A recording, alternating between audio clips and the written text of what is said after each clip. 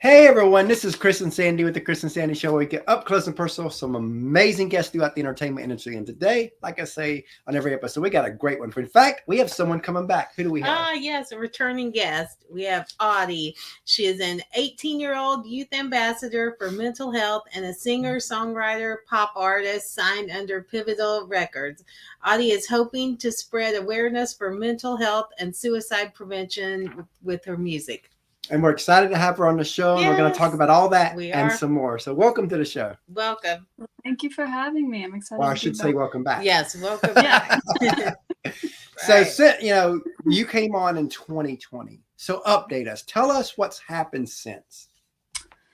A lot has happened. I signed to Pivotal Moments Media as a youth ambassador for mental health nationwide, and I signed under the record label under Pivotal Moments Media, Pivotal Records, as a pop artist. So there's been a lot going on. I have 2 singles out that I released, Miss Me Baby and Speed. Speed was just released not too long ago. And I have another single coming out called 4 Years on September 9th. Oh, wow. This is awesome. Now, so tell us about Speed.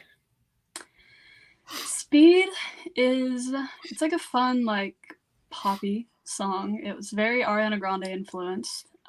I'm very Ariana Grande influenced. I love her. So it's just like a fun little song to dance to, and it has like a crushy type vibe to it. So. Oh, wow. Awesome. Love that. Yeah. As you know, a lot of people would see you, but they don't see the grind that it takes to build. They see the glory without the grind. And I always like to talk about that side of it a little bit. So tell us a little bit about your experience, since you're young still, of the grind of all this. Because again, a lot of people, they think it's so easy to do what you do, but it's far from that. It's definitely it's a process, but it's something that music, as cliche as it may sound, music is literally everything to me, and it's always been sort of an escape for me because, as a mental health advocate, I'm very open about my own mental health issues and what I struggle with. So it is a grind. There, are many hours spent in the studio. There's a lot of emotional things that come along with emotional songs that you're singing. 4 Years is a very emotional song, and we filmed a music video for it the other day, and there were lots of breakdowns, but it's something that I love and something that I enjoy, and I hope that what I put out there is seen through that. So I definitely love that because it's all powerful. Now, when you look back, when did it click for you that music could become your career? Because a lot of people feel like they want to do music when they're young, but it doesn't really click till later that, wow, this could be a career. I think when the video of Shallow that went viral, I think that's how we got connected before, I'm pretty sure. Right. Yeah. That video it gave me a fan base, and it gave people that were, listening to me. And before I'd post, like, my mom would be like, okay, I ought to sing this song and I'm going to do this. And like, I did my own little thing musically, but I was never one that was like, okay, like, I want you to post this video and then post this video. But I think that's when it really clicked that, like, this was something that I wanted to do out in the world. Personally, for me, music before was something, like I said, that was an escape for me, for my own mental health. So that was kind of like the set that was like, okay, I'm going to do this and I'm going to share this with everyone else. And speaking of mental health, what are some of the sacrifices you've had to make to get to where you are today? Because I think that's the part people miss. We talked to, because I think that when you look at a singer, you see them on stage, you see them doing their thing, but there is a lot of sacrifices which can cause mental health issues too. Oh, yeah. Looking back, I think everything outside of music, and I'm being completely, honest and authentic when I say this, and not just trying to, provide to, like, oh, music is everything, but everything outside of music the loss of one of my close friends to suicide, losing my grandfathers 4 months apart, having to do online school my sophomore year and up until I graduated. I think all of that, were sacrifices, obviously, that I made for music, but music made everything better. So that's true, because I know Sandy talks about when she was in high school that music got her through all the bullying. Yes, I had some mental health challenges and a lot of bullying those days. Music was definitely a very healing source for me. Absolutely helped me get through those times. So. Where do you see the issue with mental health? Because a lot of people think that just suck it up. Where do you see the issue of that with society? What you just said is the perfect issue to mental health. I think that people overlook it because everyone has mental health. But when you get into mental health issues and struggling, depression, mental illness in general, things, chemical imbalances and stuff, I think that there are things, obviously, that people struggle with fixing. And, you go to people that you trust and it's like, well, you'll get over it. This caused it or that caused it. And I think that that's the main issue, is just people not being more accepting of it. And that's what I'm trying to do. Whoa, that's what I'm trying to do. You made a new word there. A new word. Wow. Yeah. That's what I'm trying to do. And that's what I was saying pivotal, and I combine pivotal and do. But anyway, it's media. That's what we're trying to do, is just normalize mental health.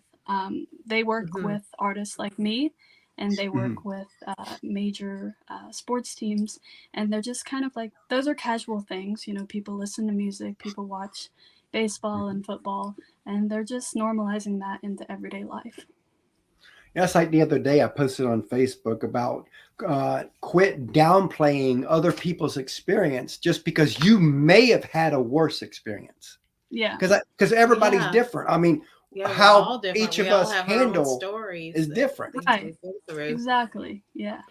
And what you're seeing on Facebook, where someone's maybe you feel like they're about to break down, who knows what they went through in their childhood. So although you see this small issue where they feel like, oh, life is over, it's really not that issue. It's really deeper than that. Yeah, there's a lot of issues that, contribute to mental health and why someone might be struggling. And I think that the most important thing is focusing on getting them help and just being present and being aware of your surroundings and what's going on with people that you love, people that, and not even like people that you love. Like, you see someone in a store that looks like really down or something, ask them, hey, are you okay? That's where the normalizing comes into. They might think it's really weird, but they might feel okay opening up to a stranger. So. Right. And sometimes you get might be exactly what they need. And sometimes you get a blessing from that. I remember I was on a flight from Chicago back to Savannah, and we had a layover in Charlotte.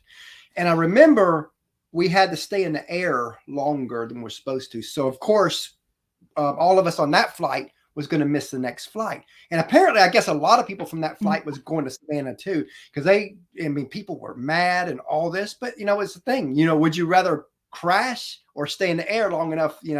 I'd rather stay in the air long enough and live. Well, when we landed, we got to they told us what gate to go to and all that, to kind of transfer the tickets to find another flight. And when I got in line, it was like 30, 40 people in line, and they were all because apparently the next flight was out at like 5-6 hours later. And I was sitting there, and each person chewed the ticket person out and all that. And it's not her fault, but they each person. So what I remember when I got up there, I was like, I got to hand it to you. I couldn't have done what you done. She goes, what do you mean? She goes, every person chewed you out. I'd be done over that counter at them. I could. There's no way. It's like, you handled it like a master there. And she said, well, thank you. And then she stamped my ticket. And I didn't think nothing of it. And I'm walking to the other side of the airport. And I get almost to the gate to kind of look where the gate was going to be. So I prepare because I knew I wasn't going to get on that flight. It was about to leave. And all of a sudden somebody yells out, you Mr. Benton? Yeah. And I'm like, uh-oh. And I say, well, the plane's been waiting. Because of what I did, she got me booked on that plane. See? Because it was like one or two seats that was left. So they pushed me in there and I got home early. Kindness pays off.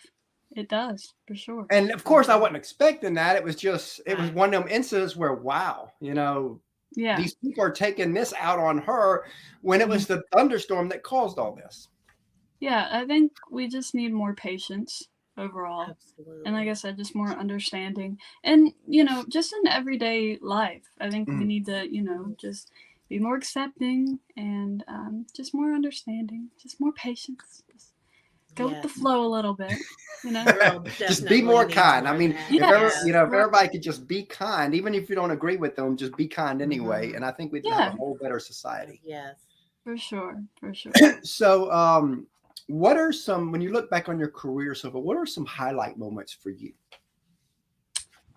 I think that my first single release since Only One and Summertime Somewhere that I recorded when I was 14. We don't talk about those too often. Kind of just put that in the past. Although a lot of people like those songs. They were like, Miss Me Baby, that's really good. It was like that's almost as good as Only One. I'm like, okay, fair enough. But yeah, I think that was really cool. My first single release in 2 years, and obviously signing with Pivotal was very, very, very epic because it kind of gave me like a little foundation to start promoting mental health on a wider scale and through my music. And I think that this next song that I'm releasing is going to be incredible. It's going to be released in Suicide Prevention Week because that is what the song is based around. So I think that there's been a lot of pivotal moments that have led up to this. Love that. A lot of people, they see you, but they don't see the team behind you. In our opinion, teams never get any love. But on our show, they get a little love. So take a few moments and just tell us about the team that helps you be who you are. I have an amazing team.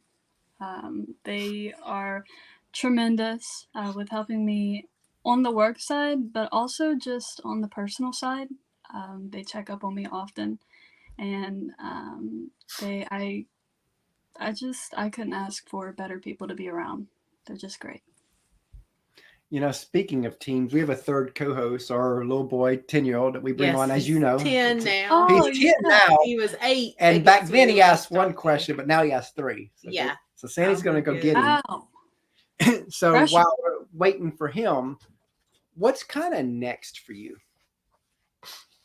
I think focusing on this next single release and the influence that I'm hoping that it will have on many, many people. And after that, I'm not sure. I'm just letting life, do its thing. And I know that there's a lot of exciting things happening that I can't talk about, which is why I say that, it's all chill and stuff. But yeah, I think that just focusing on the single release and focusing on Suicide Prevention Week. So what have you learned about you the most between your first album to this one? I've learned that I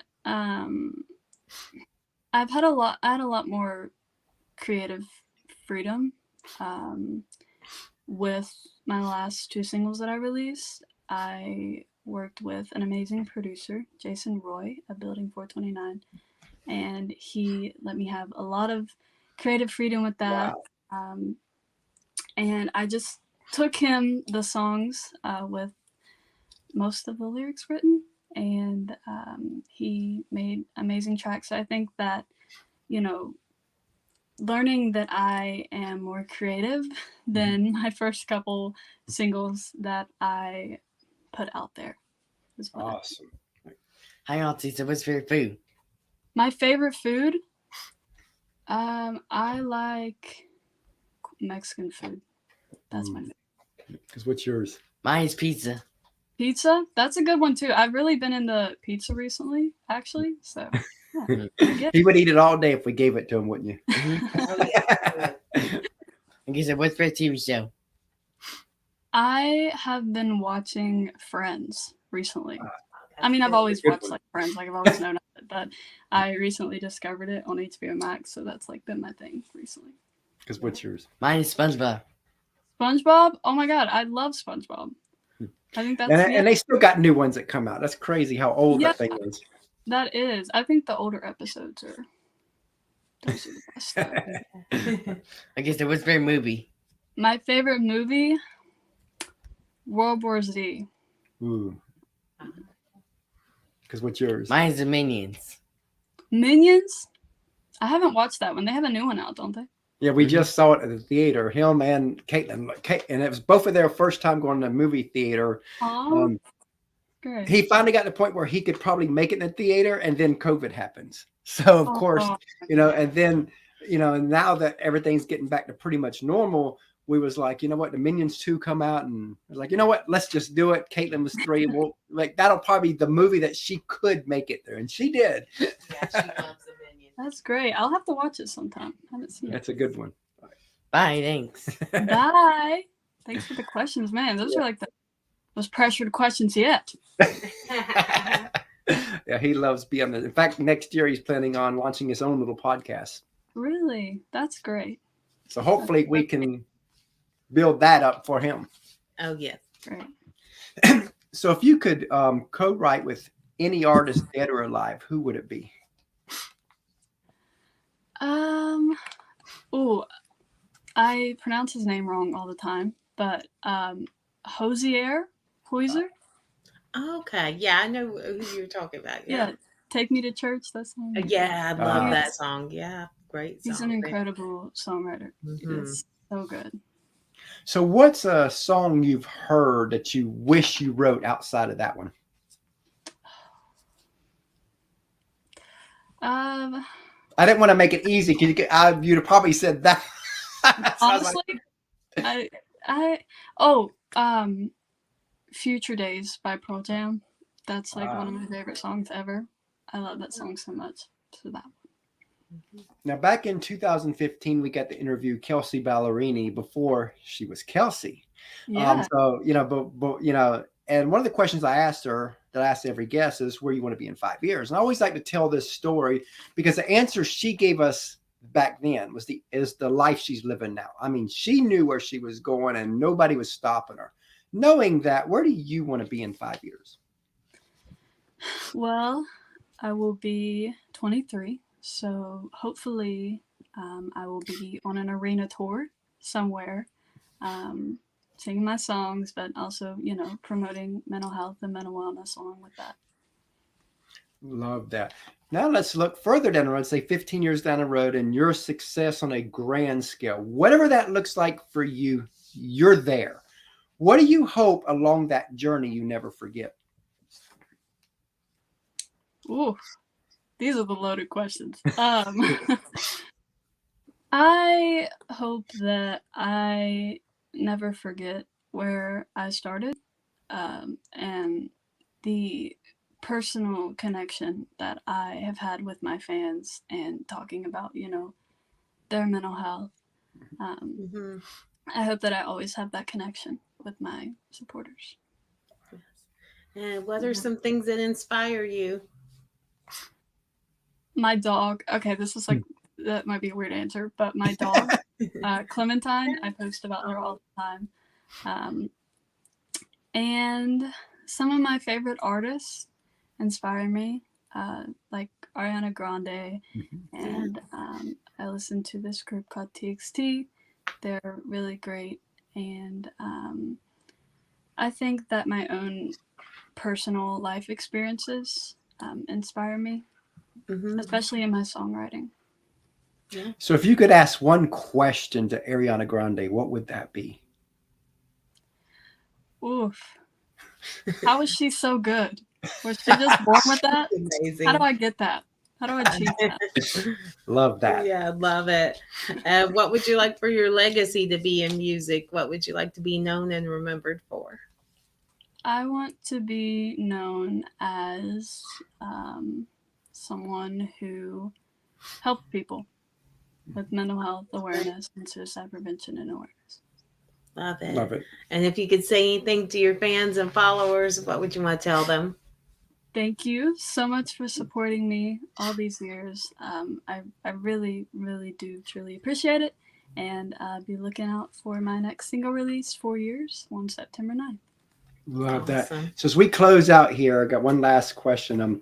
What advice would you give that person that wants to do what you do? Just have it in your heart. Be there, mentally before you get into doing it, and do it with all that you have. I love that. So any final parting words as we close out? I don't think so. Everyone go listen to Speed. I just released it. And get ready for the next one. Yes, the next one, 4 years, September 9th. I definitely love that. We really enjoyed having you back on the show again. And we look forward to having some more updates. For having me. I appreciate it. Remember, everyone that's watching, that you're loved, you matter, and there's always hope. And thank you so much for being here. And thank you guys so much for having me. I appreciate it. It was our Thanks pleasure. for your time today. You have a great day. Bye. Thank you.